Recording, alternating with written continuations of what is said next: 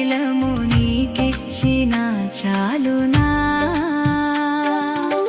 గర్భఫలమైన నా జ్యేష్ఠ పుత్రుని నీకిచ్చిన చాలునా